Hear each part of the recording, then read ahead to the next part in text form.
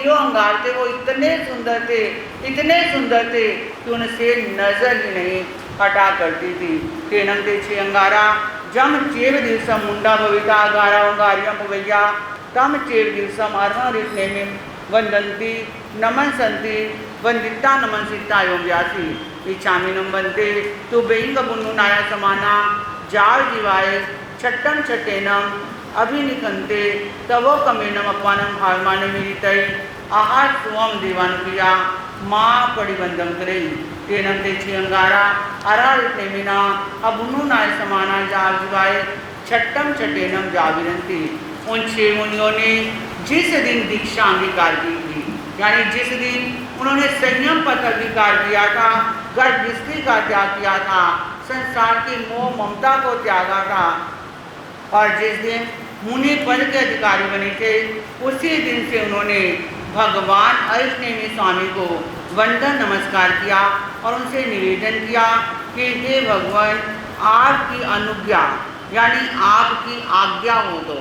आप देखिए कितनी विनम्रता है जीवन के अंदर कि तप करना है तब भी क्या ले रहे हैं, क्या ले रहे हैं, आज्ञा ले रहे हैं। ये विनम्रता का प्रतीक है। तो कितनी विनम्रता से उन 6 अंगारों ने कहा कि हे भगवान, अगर आपकी आज्ञा हो तो हम 6 मुनि याव जीवन के लिए निरंतर बेले बेले का तप करके विचरण करना चाहते हैं। आप देखिए ये समय की बात है 22वें तीर्थंकर के समय, ये बात है अरिष्णेमी भगवान के समय की। पर आज भी हम देखते हैं हमारे वर्तमान आचार्य सम्राट ध्यान योगी डॉक्टर श्री मुनि जी महाराज साहब, वो ना जाने कितने वर्षों से वर्षी तप की आराधना कर रहे हैं। हमारे आचार्य सम्राट पूज्य श्री सोहन लाल जी महाराज साहब हुए हैं, उन्होंने 22 वर्ष तक निरंतर एकांतर तप किया और अम्बाला के अंदर तपस्वी श्री लालचंद जी महाराज साहब की समाधि है, वो पंजोले पंजोले पारना किया करते थे, यानी 5 व्रत और फिर 1 पारना। तो यहाँ भी वो 6 अंगारों ने क्या आज्ञा मांगी कि हे भगवान, अगर आपकी आज्ञा हो तो हम बेले बेले, बेले बेले मतलब 2 व्रत पारना, 2 व्रत पारना, ऐसी तपश्चर्या करना चाहते हैं। और भगवान ने अनुज्ञा प्रदान की। भगवान ने एक ही शब्द कहा, आहा स्वंग देवानुप्रिया, कि हे देवानुप्रिया, जैसे तुम्हारी आत्मा को उसको कैसा करो।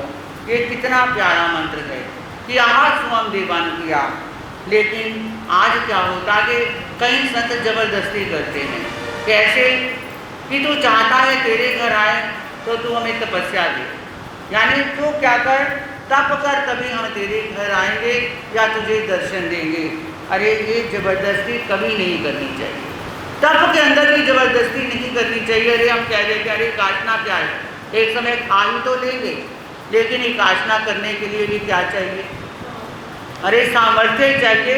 जो लगातार ये काटने करते हैं उन्हें काटने के अंदर भी एक पूरा व्रत आ जाता है, क्योंकि 12-1 बजे खाते हैं और अगले दिन, ठीक है ना, पूरा 22-23 घंटे का गैप पड़ जाता है। अरे ये बात अलग है कि कईयों का ही काटना देखने वाला होता है। वो क्या करते हैं, 12 बजे बैठ जाते हैं, दूध पिया और थोड़ा क्या खा लिया, थोड़ा स्नैक वगैरह ले लिया और उसके बाद क्या होते हैं, और फिर 3-4 बजे उठे और फिर खाना खा लिया। लेकिन भगवान कहते हैं कि काशना, एक आसन पर बैठकर हमने जो करना है वो एक आसना है। यानी तब कोई भी करो तो वो दिल से करो, जबरदस्ती ना हम संत करवा सकते हैं और ना आप ही कर सकते हैं। तो इसलिए हम भी आपसे बड़ी पोलाइटली कहते हैं कि आप क्या करो, हैं, आप तपस्या करो, जितनी सामर्थ्य है उतनी ज़रूर करनी चाहिए। तो यहाँ भी वो 6 अनगार क्या कर रहे हैं, वेले वेले का तप कर रहे हैं। प्रभु ने आज्ञा प्रदान कर दी और उस आज्ञा को प्राप्त करके उन 6 मुनियों ने याव जीवन के लिए वेले वेले का तप अंगीकार कर लिया। तेनम दे 6 अंगारा अन्य ज्ञान छठ खमन पारंगंसी पड़माए पोर्सन से जाय त्रंती जहाँ गोयम स्वामी जाव इच्छामनम बनते छठ खमन पारण तो बेंग बुनो नाया समाना तिन्निंग संगाड़िंग बारवे नीजा अड्डीत आसवम देवन पिया तेनम से छियनगारा आर्गर इटनेमिना अबुनो नाय समानारम इटनेमिम वंदंती नमन संती वंदिता नमन सित्ता आर्गर इटनेमिना अंतियाओ सरसवानो जानाओ पड़िनिक मंत्री पड़िनिक मित्ता तिहिंग संगाड़िंग अतुरियम जाग अडंती।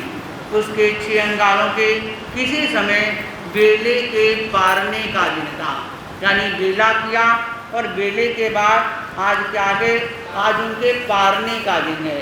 अब ये नहीं पारने का दिन है तो दिन निकला और निकल पड़े गोछी लेने, ऐसा नहीं।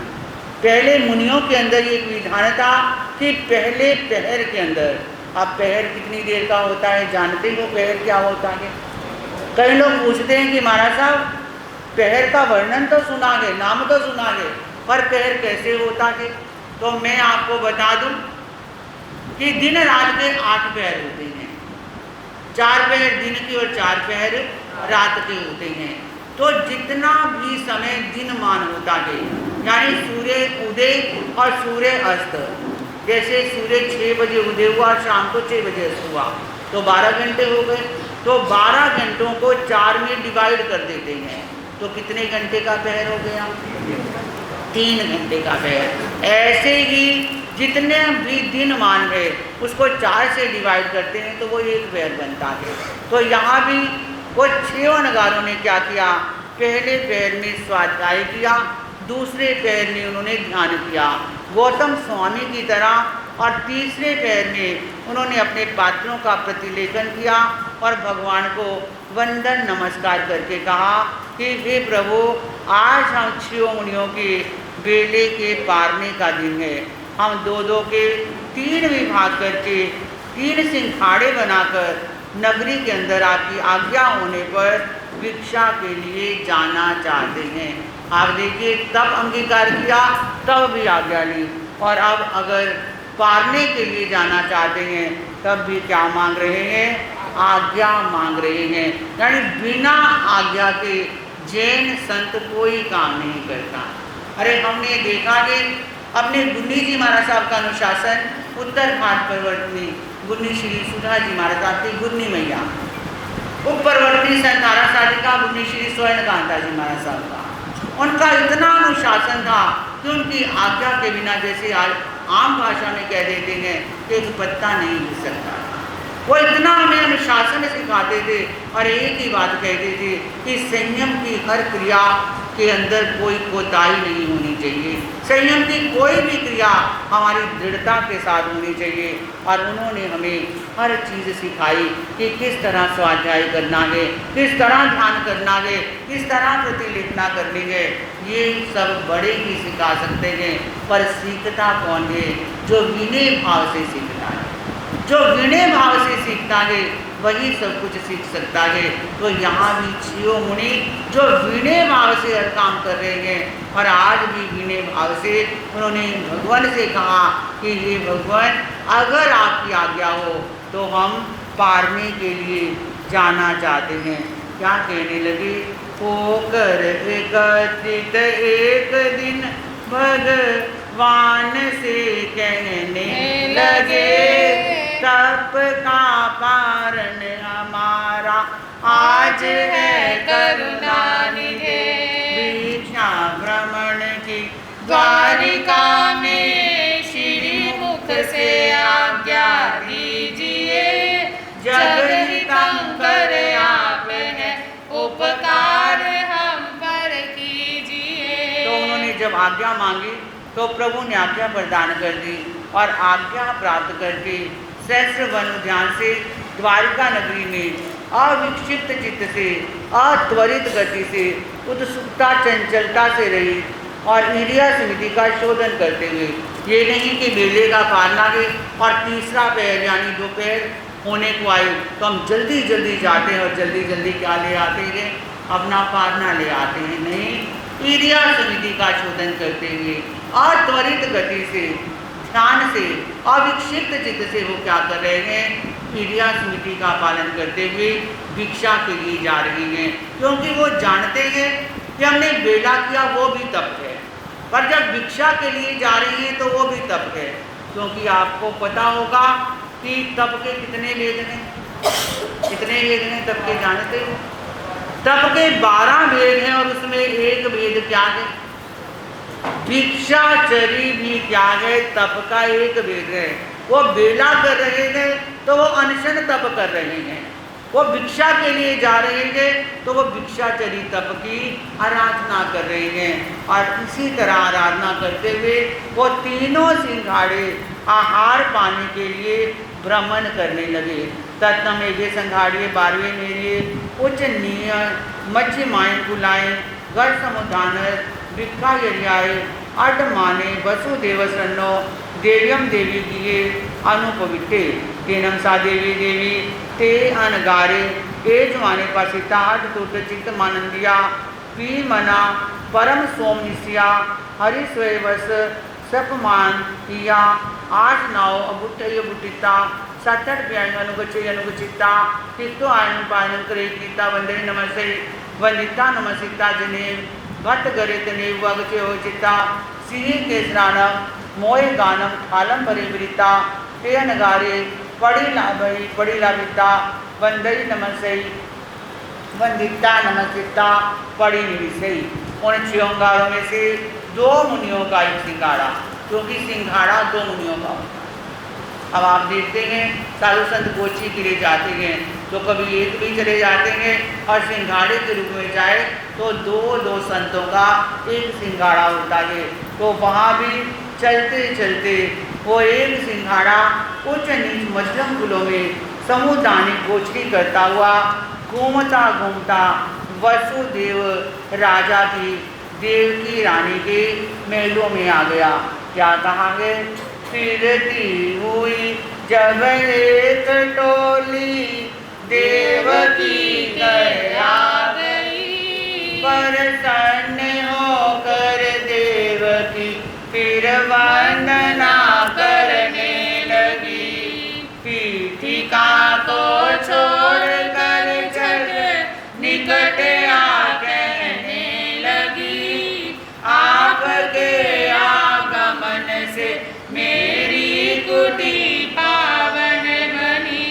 करुणा निधे करुणा करो उपकार हम पर कीजिए, निर्दोष मोदक ग्रहण कर उद्धार सत्वर कीजिए। और घूमती घूमती एक टोली यानी एक सिंघाड़ा 2 मुनियों का कहाँ पहुँच गया?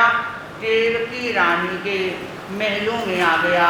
दोनों अंगारों को देखकर देवकी देवी बहुत हरिष्ट हुई, चित्त में आनंदित हो गई, मन प्रीति से भर गया, मन में परम शांति और शीतलता व्याप्त हो गई। हर्ष के अतिरिक्त उसका हृदय विकसित हो गया। प्रसन्न मन से बैठी हुई देवकी ने जो ही संतों को देखा तो उठ खड़ी हुई, क्योंकि बंधुओं श्रावक का ये कर्तव्य है, श्रावक का एक नियम होना चाहिए कि गुरु महाराज आपके घर गोचरी के लिए आ रहे हैं और देख लिया कि गुरु महाराज बता रहे हैं तो 7-8 कदम उन्हें लेने के लिए आओ, निर्दोष आहार पानी बहराओ और जब जा रहे हैं तो उन्हें छोड़ने के लिए जाओ। पर आजकल हम क्या देखते हैं? आजकल सारा सिस्टम हिल गया है। आज बड़े बड़े शहरों में हम जाते हैं तो कई बार जो सेवक या भाई साथ होता है दरवाज़ा भी क्या करना पड़ता है? दरवाज़ा भी सेवक को खटखटाना पड़ता है। पर कई बार ऐसा होता है कि गोचरी के लिए जाए, नौकर खड़ा है, आवाज़ लगाता है,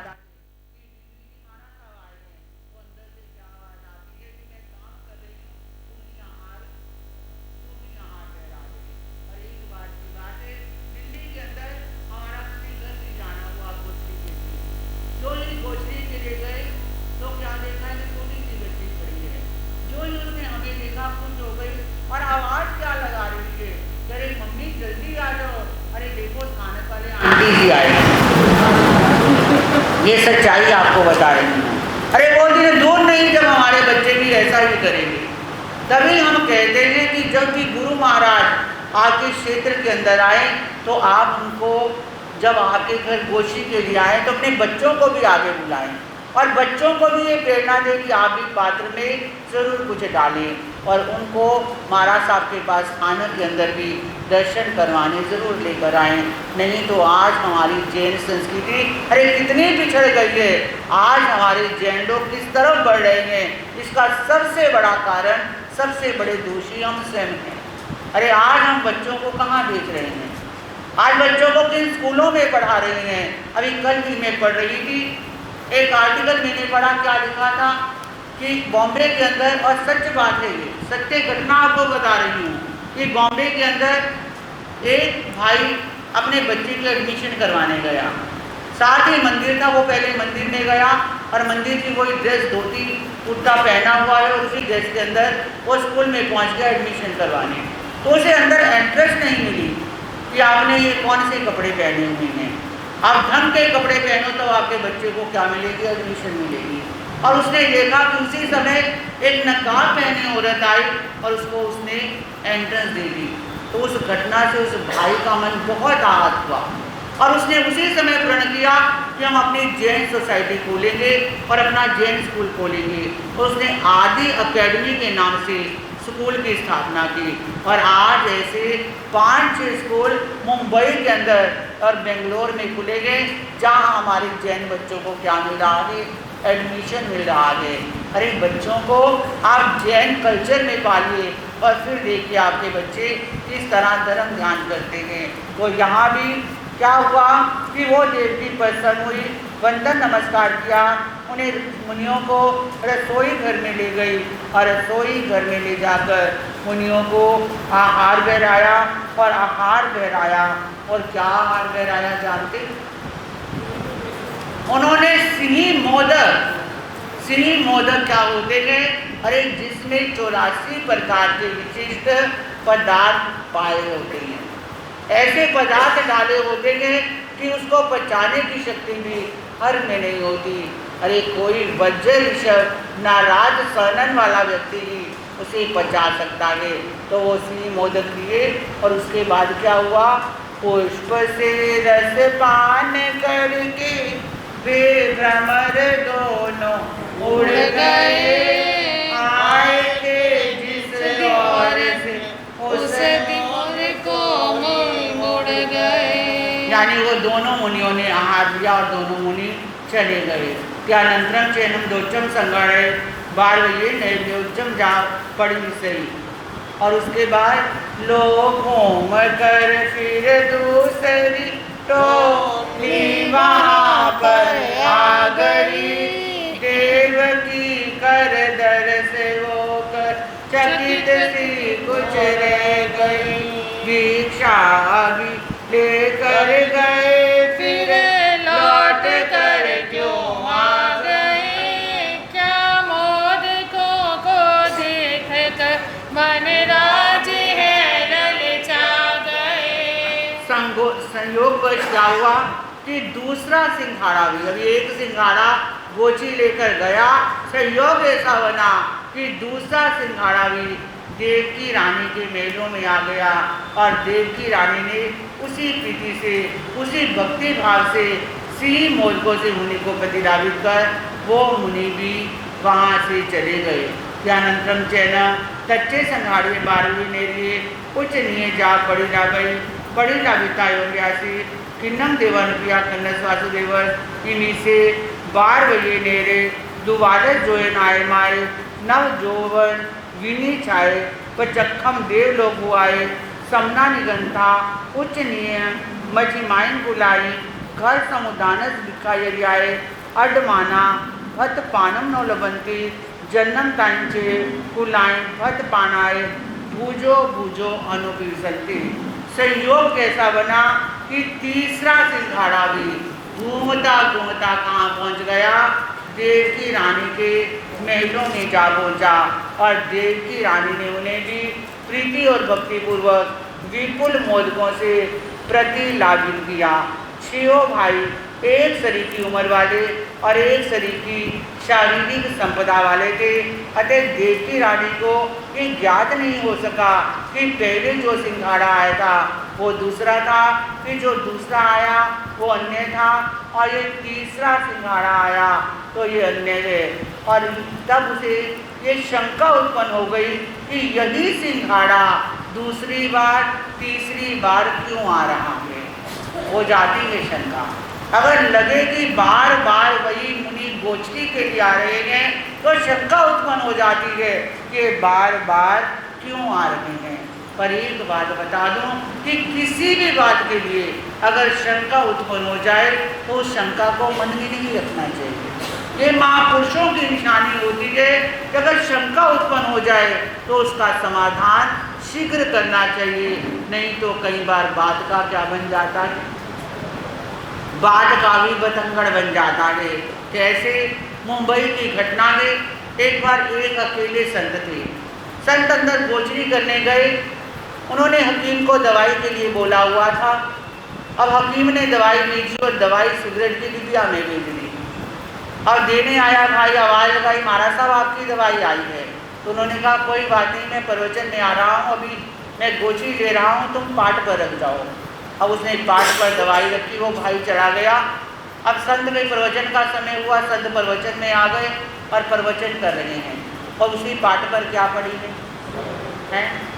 सिगरेट की डिब्बी पड़ी है। और लोग जो प्रवचन सुनने रोज आते थे वो आज भी आए, पर क्या देखा, अरे ये क्या, ये संत सिगरेट पीते हैं। आज हो सकता है आज भी अंदर रखना भूल गए होंगे, आज छुपाना भूल गए होंगे, अरे सामने पड़ी है। अब प्रवचन तो क्या सुनना था, मन में क्या हो गई, सबके खलबली मच गई, आपस में बात होने लगी, लोग उठ कर जाने लगे। और जब तक प्रवचन खत्म होता हाल क्या हो गया, हाल खाली हो गया। और संतों को कुछ नहीं पता, वो संत कुछ नहीं जानते कि क्या बात हो गई। कोई बात नहीं, लोग चले गए, कोई बात हो गई। अब देखा तो वह गोचरी का समय आ गया, कोई लेने नहीं आया। तो उन्होंने नीचे सेवक से पूछा, अरे पहले जब मैं गोचरी के लिए टाइम होता था तो 5-6 श्रावक लेने आते थे, पर आज कोई भी लेने नहीं आया, क्या बात हो गई। तो उसने कहा महाराज साहब आप नहीं जानते। अरे मुझे क्या पता। अरे महाराज साहब अगर आप सिगरेट पीते हो तो कम से कम छुपा कर रखनी चाहिए थी, आपने सामने डिब्बी रख दी और लोगों ने देख ली तो श्रद्धा उनकी क्या हो गई, काफूर हो गई। संतों ने कहा कौन सी डिब्बी, उन्होंने कहा देखो आपके पाठ पर पड़ी है।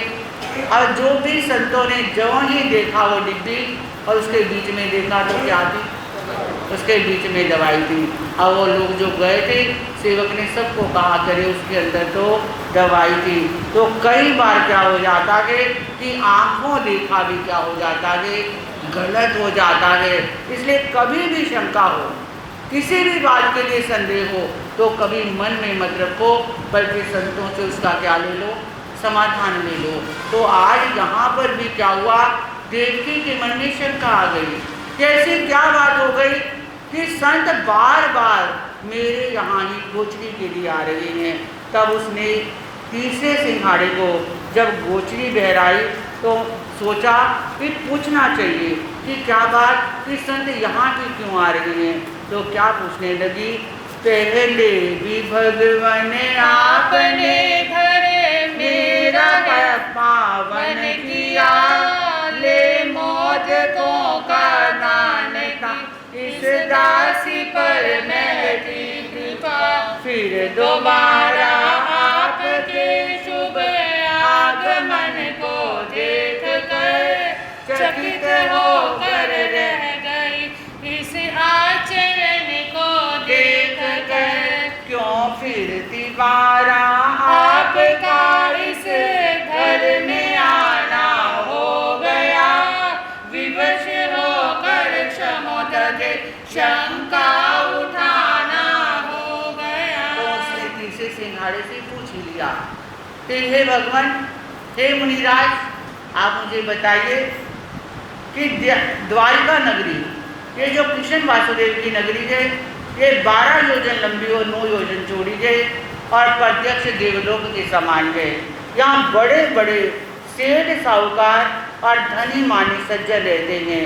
क्या वो सभी मुनिराजों को दान देने में इतने कृपण हो गए कि हमारे संतों को बार बार यहीं आना पड़ रहा है। और जब पूछा तब उस समय जो छेओं के 2 भाई सबसे छोटे थे, क्योंकि 3 सिंघाड़े जा रहे थे, 3 सिंघाड़े देवकी के यहाँ आए, 2 निकल गए और तीसरे से देवकी पूछ रही है।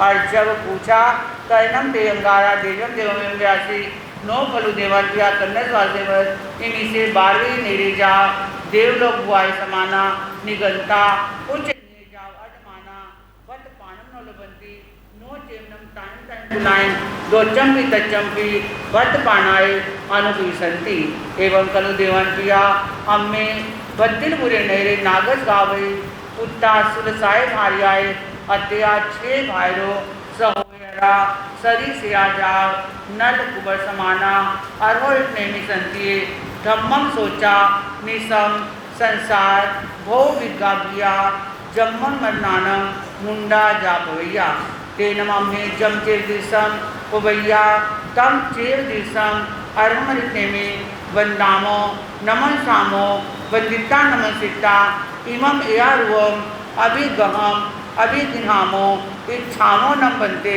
तु बेंग बुन्नुनाया समाना जाव आहार सोम देवर पिया तेनम अम्मे अरहारित नेमिना अबुन्नुनाय समाना जाव जीवाए छट्टम छटेनम जावी रामो तम अम्मे अज छठ खमन पारन गलती परमाए पोषम जाव अटमाना ताव देवम अनुपविठा तम नो खलु देवन पिया ते चेवनम अम्मे अम्मे न मन्ने देव्यम देवीयम व्ययिता जामेव दिसम पाओगे तामेव दिसम पड़ी गए।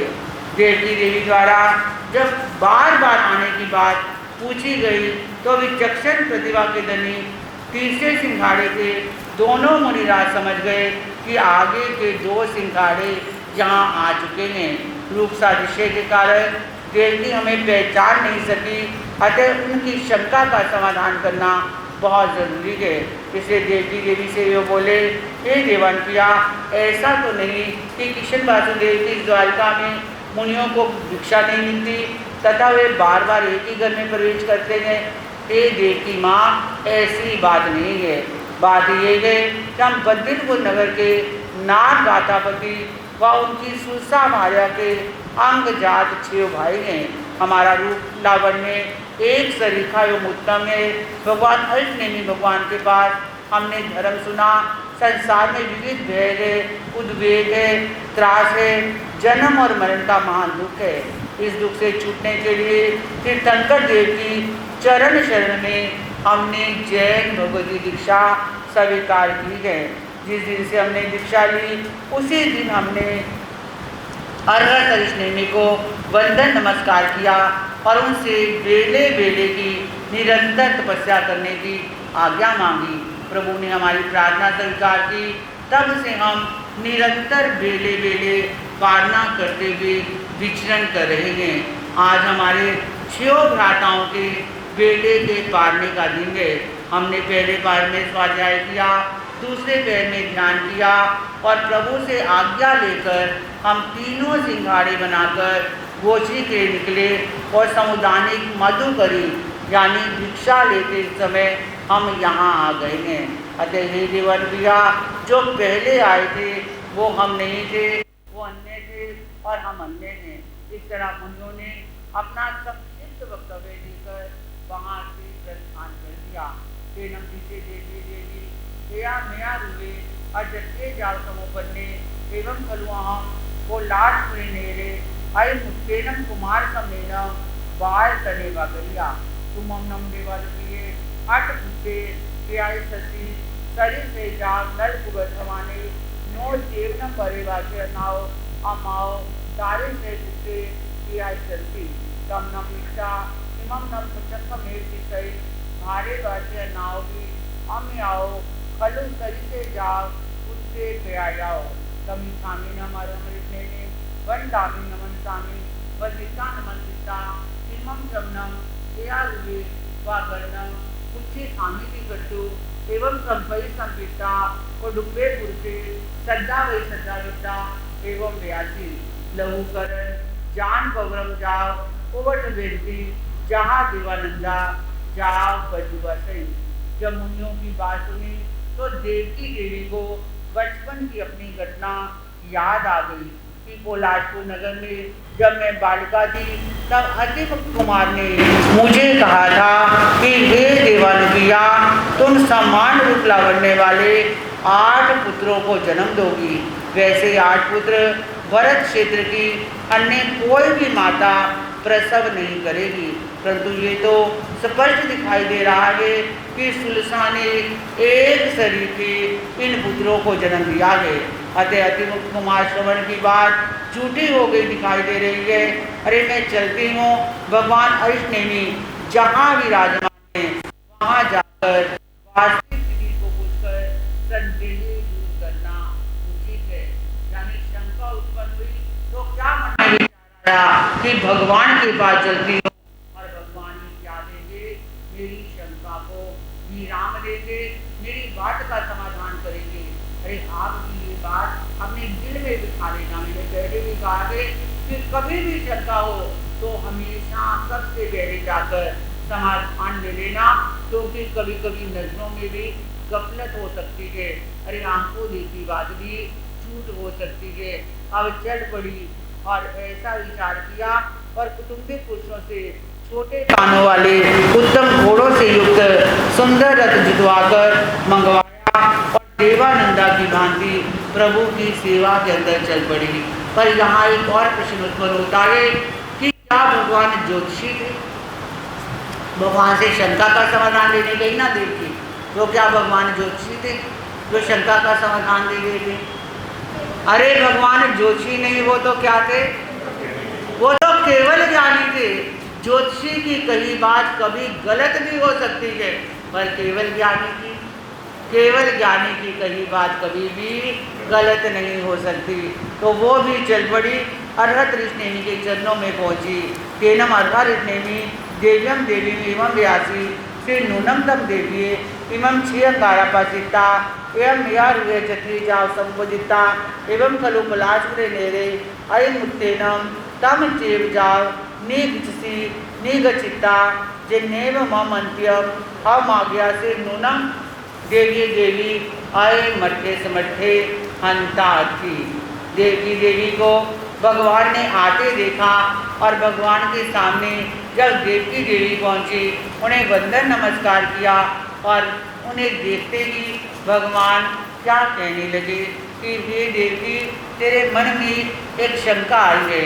और क्या कहा? शंका निवारण के लिए क्या आए हो तुम देवकी, भगवान के मुख से वहाँ बहने लगी मंदाकिनी। भगवान क्या कहने लगे कि हे देवी, शिवनगार आज तुम्हारे यहाँ आए और तुम्हारे मन में अति मुक्त अनगार की बात मिथ्या होने की कल्पना हुई और उस संदेह का निवारण करने के लिए तुम यहाँ आई हो। क्या ये बात सत्य है? जब ये सुना तो देवी ने कहा, हे प्रभु, आपसे कुछ भी अज्ञात नहीं, आप सब कुछ जानते हैं, आप केवल ज्ञानी केवल दर्शी हैं, इसलिए आपने जो फरमाया ऐसी ही बात है। अतः आप मेरे संकल्प को विराम दीजिए, मेरी ऊहापोह को आराम दीजिए प्रभु। ये कहकर देवी ने अपनी शंका प्रकट कर दी। एवं खलु देवानुप्रिया तेनम कारणम तेनम समेनम बदिर बुरे नेरे नागम नामम गावे परिवसे अड्डे तस्नम नागस गावे सुलसा नामम भार्या होता। सा सुलसा गावे ने बाल तने जे निमित्ति एनम वागरिया एसनम दारिया निंदु हुई सही। तेनम सा सुलसा बालव्यम चे हरिण गमेसी दे भत्ता यावी होता। हरिण गमेसी पड़ी मंजई करिता कला कलिंग नहाया जा पाए चित्ता उल पड़ साड़िया मेहरिया कुफ चैनम करे पीता जानू पाए वड़िया प्रणामम करे तेओ पच्छा आहा रहीवा निहा रहीवा। भगवान ऋषनेमी ने कहा कि हे देवकी, उस समय भद्दिलपुर में नाग गाथापति रहता था। उसके सुलसा नामक गाथा पत्नी थी। जब सुलसा बालिका थी तब एक निमित्त वक्ता यानी एक ज्योतिषी ने उससे कहा था कि इस बालिका की संतानें मृत होगी, यानी ये जिस भी बच्चे को जन्म देगी वो जन्म तो लेगा पर जीवित नहीं रहेगा। जब ये सुना सुरसा ने तो वो सुरसा बचपन से ही हिरण्यगमेशी देव की भक्ति करने लगी। उसने हिरण्यगमेशी देव की एक प्रतिमा बनाई। नित्य प्रातः उठते ही वह स्नान करके गीले कपड़े पहनकर उस प्रतिमा की पुष्पों से अर्चना करके पूजा करती और घुटने नमाकर प्रणाम करने के बाद ही अन्य आहार निहार आदि कृत्य करती। देखिए यहाँ शब्द आया है कौन सी देवता का? हिरण्यगमेशी देवता। हिरण्यगमेशी देवता का नाम आपने कहीं और भी सुना है। और यही हिरण्यगमेशी देवता एक प्रचलित मान्यता है कि यही हिरण्यगमेशी देवता जब इसका भव देवलोक का पूर्ण हुआ तो इस लोक के अंदर आए और हमारे महान आचार्य जिन्होंने आगमों को लिपिबद्ध किया, देव रिद्धि गणेश क्षमा शमन, वो हिरण्यगमेशी का जीवन था। ऐसी एक प्रचलित मान्यता थी। तो वो हिरण्यगमेशी देवता की सुलसा क्या करने लगी? उपासना करने लगी, उनकी पूजा और अर्चना करने लगी। तेनम दिशे सुलसाए गावई भक्ति बहुमान सुसुसाए हिरण्यगमेशी देवे आर्य यावी होता। तेनम से हिरण्यगमेशी देवे सुलसाए गावीने अनुकंपन ठाए सुलसम गावीने तुमम चैनम दोनिवी संग उगे याव करे। तेनम तुब्बे दो भी समेव गब्बे गिनई समेव गब्बे परिवई सममेव दारे पे आई। तेनम सा सुसा गायनी वीणी आए माँ बनने दारे पियाई। तेनम से हिरण्यगमेशी देवे सुलसाए अकंपन ठाए वीणी आए माँ बनने दारे करियल सम पड़ी बूढ़े नम गिनई गिनीता तब अंत्यम सारे तम सेमम चैनम तुमम भी नवनम मासानम सुकुमार दारे पसवसी सेवीयनम देवन पिए तब पुत्ता तेरी यह तब अंत्याओ करियर संपूर्ण गणिता सुलसाए गावेनी अंत्ये सारे तम तम चेवनम देविये ए पुत्ता नो चेव सुलसाई गाविनी। उसकी जब शंका समाधान किया, सुलसा हिरण्यगमेशी देव की भक्ति में लगी हुई है और भक्ति रंग लाई और सुलसा की भक्ति से हिरण्यगमेशी देवता प्रसन्न हो गया। वे सुलसा पर अनुकंपा करके, क्योंकि प्रसन्न होकर देवता कुछ कर तो सकता है पर असंभव को संभव वो भी नहीं बना सकता। ये ऐसे ही होना था, ये नीति में था देवकी देवी के और सुलसा के।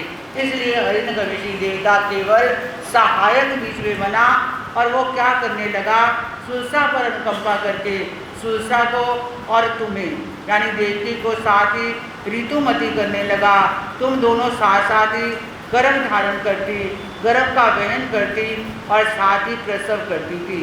जब सुलसा के मृत संतान का जन्म होता तब हिरण्यगमेशी देवता उसे उठाकर तुम्हारे पास ले आता और तुम्हारे जो सुंदर संतान होती उसे उठाकर सुलसा के पास रख आता था।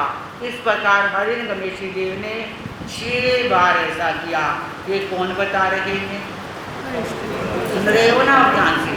कौन बता रहे हैं? ये भगवान हिरण्यनेमि देवकी को बता रहे हैं। इस प्रकार हिरण्यगमेशी ने 6 बार ऐसा किया।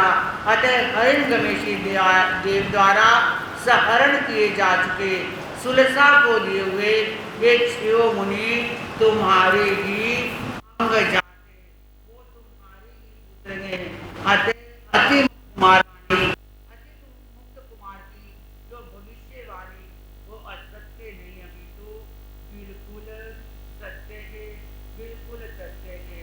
और ये जब सुना कोमल वचन भगवान का सुन मिट गई शंका सकल लाल मेरे है कहाँ मैं देख लो उनकी शक्ल। एक चित गोपाल को देखती है देवकी, नेत्रों से नीर स्तन से दूध की धारा चली। तेनम सा देवी में अर्भर नेमि संके अयम मठम शौचानिसम अटु जाविया अरहर नेमी वंदई नमसे वनिता नमसिता जिन्हें तेची अंगारा तने कुआ गचे वगचिता ते छप्पी अंगारे वंदई नमसे वनिता नमसिता आ गए पनुआ फूले लोयना कंचुए पड़ी निकिता दरिये बले वहाँ धारा गए कलम उफगम विव स मुसिए रोम कुआ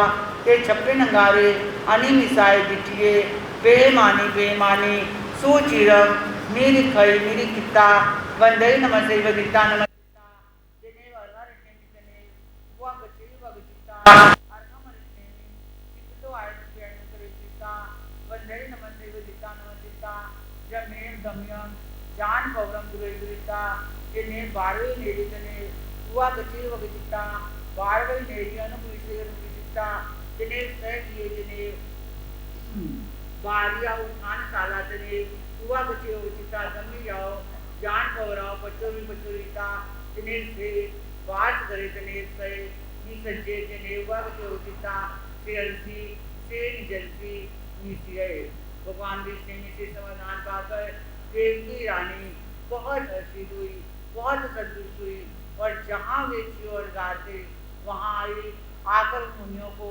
वंदन नमस्कार किया और पुत्र स्नेह की अधिकता से उसकी आंखों से पानी बहने लगा, उसके स्तनों से दूध झरने लगा, आंखें विकसित हो गई, कंचली तंग हो गई, भुजाओं के गहने तंग हो गए। जैसे ही एक माँ अपने बच्चे को निहार रही है वैसे ही देवी का शरीर हर्षातिरेक के कारण फूल गया। वो अपनी खुशी का इजहार कर रही है, आनंद मना रही है और क्या सोच रही है, अरे मैं तो क्या सोच रही थी, मैं तो क्या सोच रही थी कि मेरे बेटे क्या है मृत पैदा हुए और ये देखो ये चीज़ क्या है, ये मेरे लाल में निर्निमेष को देखती रह गई, घंटों देखती रही। अरे स्थिति का इजहार एक माँ ही कर सकती है जिसकी ममता ऐसे उमड़ घुमड़ कर उत्पन्न हो रही है। माँ को हर समय जैसे आम का सीजन हो, बच्चा बाहर गया हो तो आम खा रहे हैं तो क्या मन होता है, अरे मेरा बेटा होता या बेटी होती तो वो भी, यानी हर समय माँ की ममता सामने आती है। और यहाँ देखिए वो 6 अनगार बने हुए हैं और देवती को कितनी देर बाद पता चला कि वो 6 क्या है, वो मेरे ही बेटे हैं। तो इमेजिन कीजिए, कल्पना कीजिए उस माँ को कितनी खुशी हुई होगा। वो देखती जा रही है, देखती जा रही है, पर सामने तो कौन है, सामने निर्मोही है। उन 6 नगारों को कोई भी चिंता नहीं, कोई उन्हें लग नहीं रहा कि सामने माँ है या कौन खड़ी है, क्योंकि उनका मोह तो क्या हो चुका है, उनका तो मोह दूर हो चुका है। अब निहारने के बाद वंदन नमस्कार फिर किया और जहाँ हर्ष नेमी भगवान थे वहाँ आई, उनको भी वंदन नमस्कार किया और वंदना करके अपने धार्मिक प्रयोजन में प्रयुक्त होने वाले शेष रथ पर बैठी और द्वारका में प्रवेश किया। अपने भवन की बाह्यशाला में आई, रथ से उतरी, अपने महल के अंदर आई और अपनी शैया पर बैठ गई।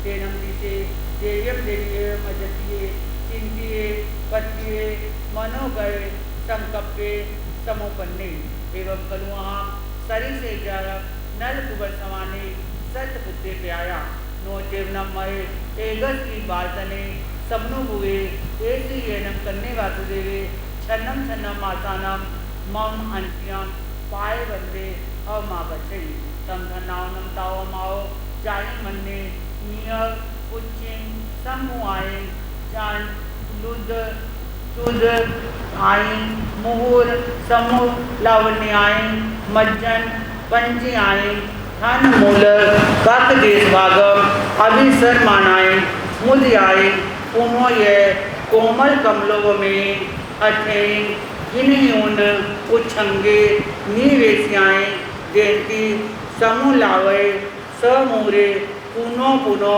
मंजुलक बनिए अहम नम अधन्ना अपुन्ना अकय पुन्ना ये तो एक जर्मवीनम पट्टा ओहे मन संकप्पा जाव जियाई। अपनी शैया पर वो देवकी देवी बैठ गई और मन के अंदर क्या विचार उत्पन्न हुआ कि अरे मेरे देवपुत्रों के समान 7 पुत्रों को जन्म दिया, पर एक का भी मैंने शैशव नहीं देखा। और यह कृष्ण वासुदेव भी 6 महीने में एक बार चरण वंदन करने के लिए आता है। वास्तव में वे माताएं धन्य हैं जो अपने अंगजात शिशुओं के बचपन का आनंद उठाती हैं। सनों के दूध के प्यासे बालक अपनी मनोहरी तोतली भाषा बोलते हैं और समझ में ना आने वाली भाषा बोलकर गोद में इधर उधर अभिसरण करते रहते हैं। वो माताएं उन बालकों के कमलों के समान कोमल हाथों को पकड़कर गोदी में बिठाती हैं और उन्हें दूध पिलाती हैं। इस तरह विविध बाल क्रीड़ाओं से अपना मनोरंजन करने वाली वो माताएं धन्य हैं, पुण्य हैं, कृत पुण्य हैं। मैं कितनी अभागिनी, अधन्य, अपुण्य, अकृत पुण्य हूँ। मैंने शुभ कर्मों का संचय नहीं किया। यही कारण है कि 7 पुत्रों को प्रसव पीड़ा भोगकर भी मैंने एक का भी शैशव काल यानी एक का भी मैंने बचपन नहीं देखा। इन विचारों से गोते लगाती हुई वो देवकी देवी आर्त ध्यान करने लगी। अब वो इधर आर्त ध्यान कर रही है और उधर क्या होता है, लो आ गए हैं कृष्ण भी मस्तक झुकाने के लिए।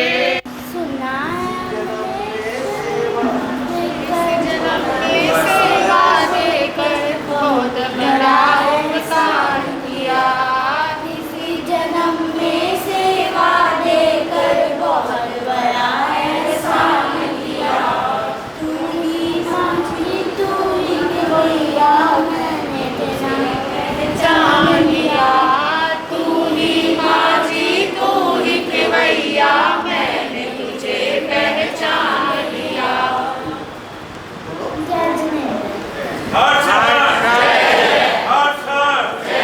इतने छोटे बच्चे का गौप्रवर्ती गुनी मैया श्री राजकुमारी जी महाराज की जय। उत्तर भारत परिवर्तनी महाश्रम निशाचन ज्योति गुनी मैया श्री सुधा जी महाराज की जय। संसार के सभी महापुरुषों की जय। जैन धर्म की जय। अहिंसा परमो धर्म की जय। श्रमण संघ की जय। अब सभी वंदन करेंगे और मंगल पाठ श्रवण।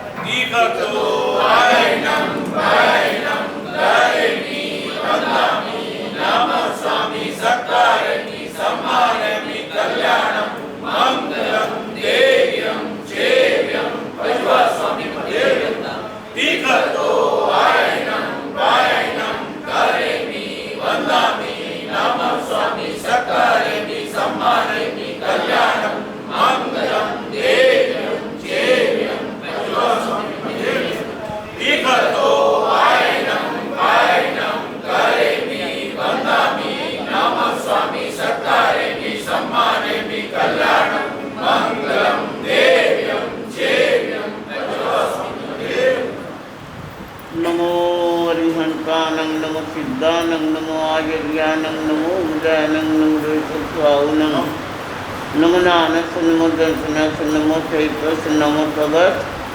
ओम सिद्धा नमो सिद्धा जय सिद्धा विजय सिद्धा सिद्धा सिद्धिंगम दिशंतु नदीना सुर सुर गर्दियाँ कलिबंदिये गए हरिये सिद्धा जरिये जय सत्वाउनं श्री चकारी मंगलम हरिहंता मंगलम सिद्धा मंगलम स्वाव मंगलम केवली पुनक्को नमो मंगलम चकारी दुगुत्तमारी हंता दुगुत्तमा सिद्धा दुगुत्तमा स्वाव दुगुत्तमा केवली पुनक्को नमो दुगुत्तमा चकारी शरण भगवज्जेरियंता शरण भगवज्जे सिद्धा शरण भगवज्जे स्वाव शरण भगवज्जे श्री केवली कृत्या जयं शरण भगवज्जेरियं शरणा सिर सरना सा सरना श्री केवली करो त्याग शरणा ये चारे शरण दुख हरण जगत में और न शरणा कोई होगा जो भव प्राणी करे आराधन उसका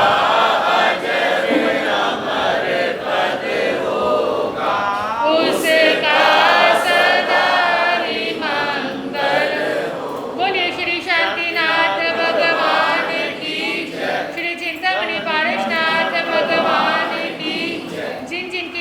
तपस्या चल रही है, चाहे वो एकाशना है, आईपील है या व्रतों की है, सभी अपना नाम लिखवा कर जाएंगे।